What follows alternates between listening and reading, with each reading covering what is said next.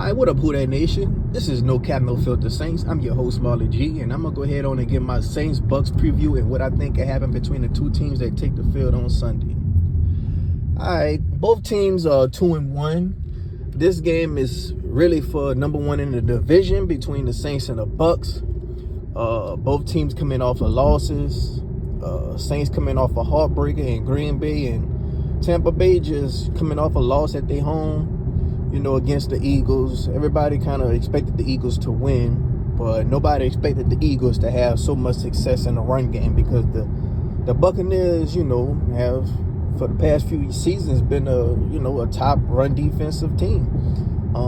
But Swift just had his way with the team. The offensive line was creating huge holes. I mean, the dude was getting like 9 yards before contact on several runs. So, I think the Saints are going to have to try to exploit that. I think we get Alvin Kamara back. This is going to be his first game back. So I think we need to go ahead on and just, feed him the rock. Kendre Miller could be the second running back. I think Tony Jones could be the third running back. And I think we need to just go ahead on and feed these guys, especially since Pete Carmichael just seemed not to trust Jameis Winston. Dennis Allen seems not to trust Jameis Winston. And on top of that, the O-line just haven't been performing good when it comes to pass protection.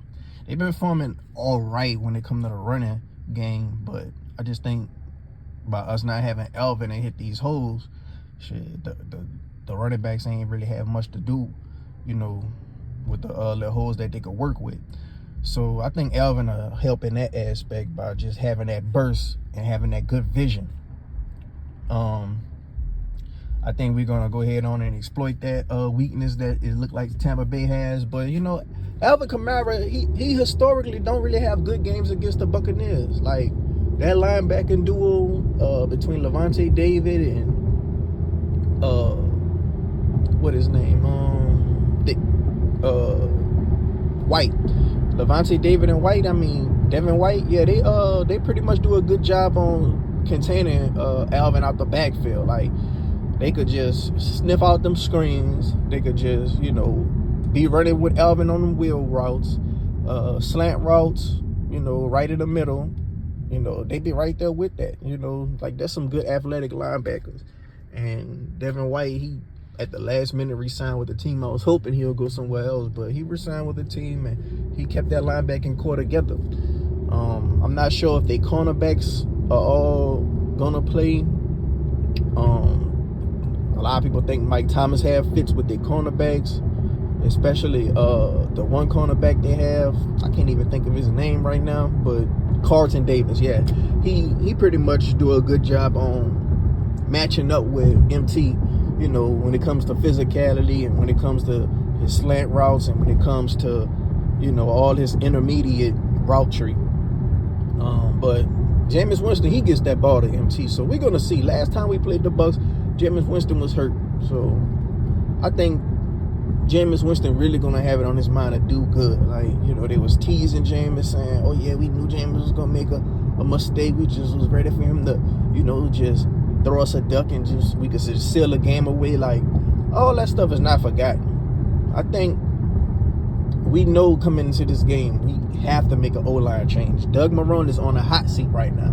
Like, the way that O-line had performed, I just refuse. I refuse to believe all these guys fell off a cliff. Like, everybody is either on the upside or in their prime, or they just, kind of, steady Eddie. Like, Penn, he has an upside. Like, he's a rookie.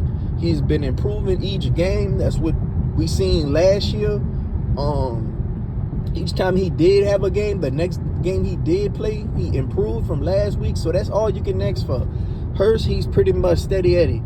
Eric McCoy, man, Eric McCoy is a good center. Like, I'm not saying he's an elite center. I'm not saying he's a top 5 center, but he's a damn good center. Like, I done seen this dude have a good game against Vita Vea. Like, I done seen this. I done seen Ryan Ramczyk, have some pretty decent games against some good defensive ends. I'm not just going to think these guys just fell off a cliff. Cesar Ruiz, yes, he had his best year under Doug Marrone, which was Doug Marrone's first year last year. But you could kind of like blame that on the third year effect when it comes to any player. Any player, by the time they had a third year, that's when the light really clicks and comes on. Especially, if they've been struggling like they first two, like give them 3 years. And that third year, maybe any offensive lineman coach would have, had some success with Ruiz. Because Ruiz was talented. This dude was a first round pick. He just, under certain circumstances, he just had a slow start. With the COVID year, with him playing out of position, like it was just a lot of things. No OTAs. A lot of things caused him to play as bad as he did the first 2 seasons. But I just refuse to believe that these dudes fell off a cliff. Like everybody, is saying we just weak and we just ain't got no type of dog in us. And I think we can have a better Rough Rider clique of offensive linemen, but at the same time, I just think it's the scheme. I think it's what the coaches are teaching them. Like the coaches ain't teaching them nothing, they probably ain't ever heard. They just probably doing something they not used to doing, as a unit. And that all gotta be in cohesiveness. Like this all gotta be, in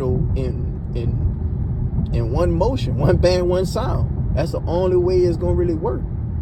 Now I could see if it was just one bad apple out the group and he just not, picking it up. But if everybody doing bad, it's 9 times out of 10 the scheme.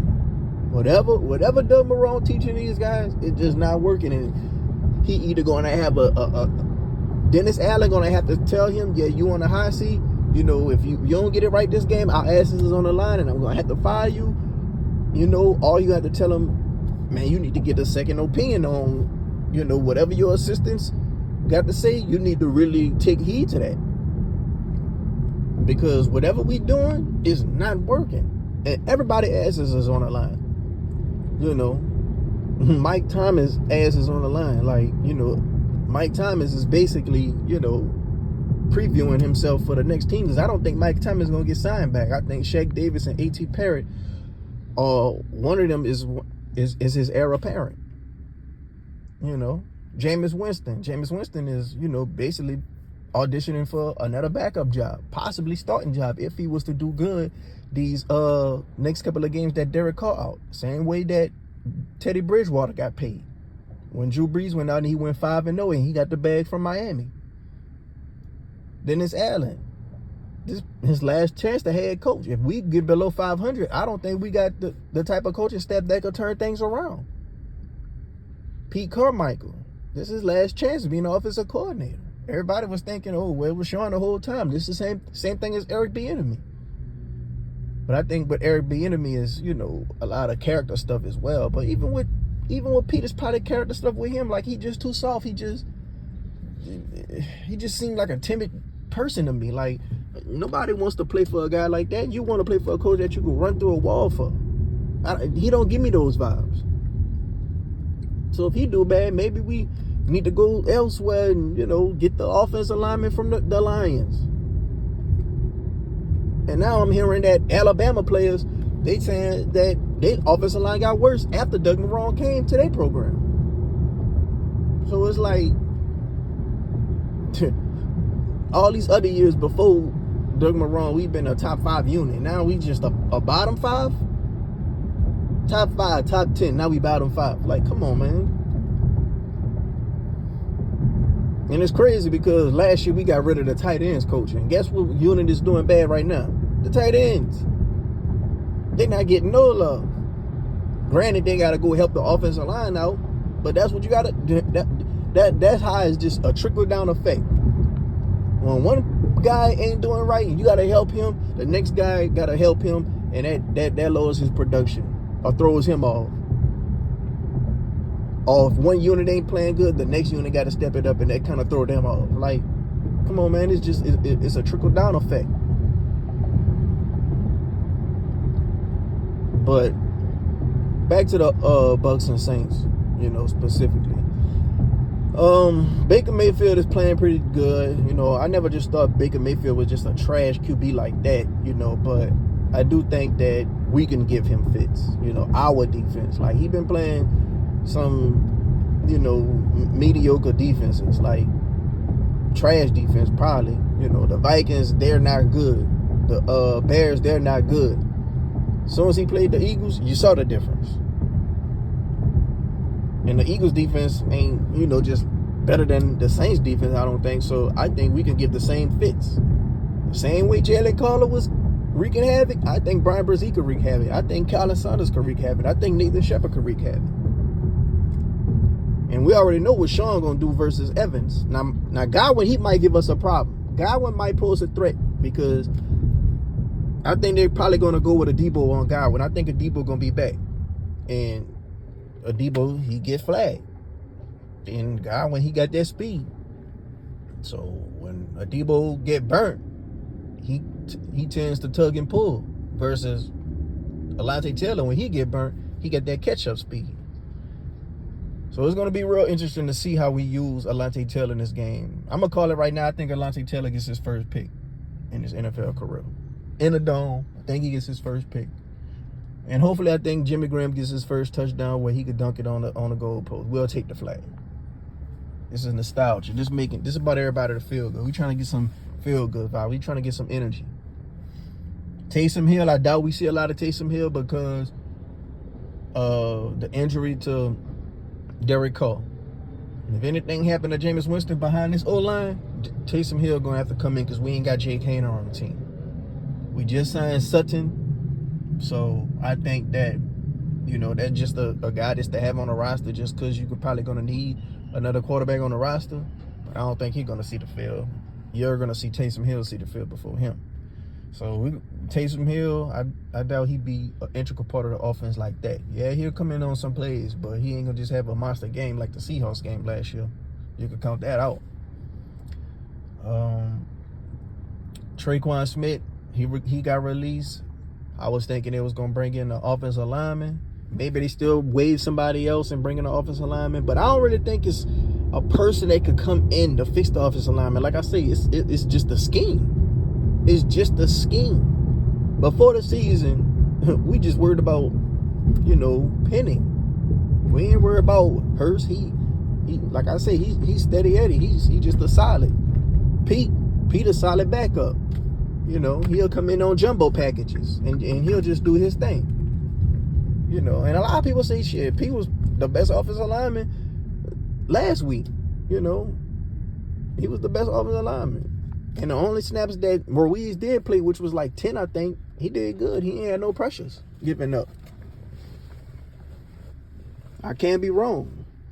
But, yeah, man, I hope we see a little bit more of a Kendrick Miller.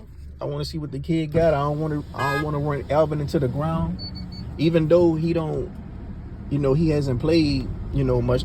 He hasn't played all season, so Alvin should have some fresh legs. I still don't want to run him to the ground and just be the be-all, end-all on our offense. Like, we got way too many playmakers to just give the ball just to one person. Like, yeah, get the ball to the hot hand. That's the only thing I don't like about Carmichael. And that's another thing. Let's talk about Pete Carmichael. A lot of people think, you know, the offense is not working. You know, when a play don't work, they just automatically blame the offensive coordinator. But if you was to look at this all 22 film, guys are open. Guys are open. My thing about Pete Carmichael, he get away from the run too quick. That's what I don't like. But when we have called passing plays, guys are open. The quarterback just got to hit him. And it's easy to say, oh, yeah, the quarterback should have hit him. The quarterback should have hit him. He was open. But we looking at it in a freeze frame viewpoint off the couch. Like, we're not looking at it. We're not in real time like these quarterbacks are. Everybody's not a Drew Brees. You know? Everybody's not a Tom Brady. And we're witnessing that. You know? We just got the luxury of looking at it in a freeze frame viewpoint after the game in hindsight, saying what he should have did. But that's no different than somebody playing Madden and you right over their shoulders and you saying, oh, this guy open. But it's different when you got the control in your hand and you playing the game. So just imagine what it is in real life when 275-pound men coming at you because your O-line can't give you 3 seconds to block. But I think we're going to have to pass the ball this game. You know, like I say, I just think that was more so that Eagles O-line making those holes for the running back. I don't think we'll have success on a run game like that. But if these dudes just give a damn on the O-line and Doug Marrone just give a damn about they job and just have some damn pride, we could have a little success, but not nowhere near as much as success the Eagles had. But hopefully the offense could get it rolling on the passing game and we could just score in the red zone. That's all we need to do. Just score in the red zone. And when we had them deep shots, just take the deep shots and make the most of it. That's all we need with this defense. But let me know in the comment section below what you guys think on how we should attack the Bucs, and give me y'all score prediction. My score prediction, I think we'll get, I think it'll be like 24-17.